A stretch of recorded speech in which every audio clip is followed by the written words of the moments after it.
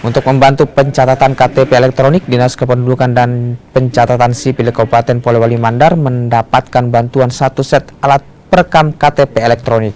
Alat perekaman ini akan digunakan untuk melakukan perekaman EKTP kepada warga dan juga pemilih pemula yang belum melakukan perekaman dan tidak memiliki EKTP.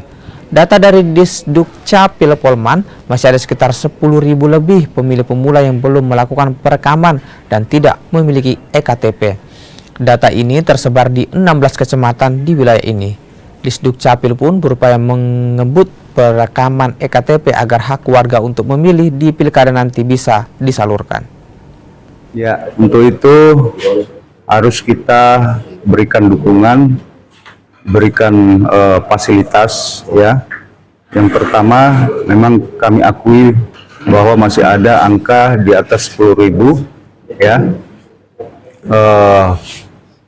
Wajib pilih juga sekaligus wajib KTP pemula khususnya di Polewali Mandar ini yang perlu mendapat program percepatan perekaman karena belum memiliki NIK dan KTP dalam rangka mensukseskan dan mendukung pilkada di 27 November 2024. Oleh karena itu hari ini saya sudah menyerahkan satu set alat perekaman karena ini yang menjadi keluhan bahwa terbatasnya alat-alat baik alat untuk perekaman maupun alat cetak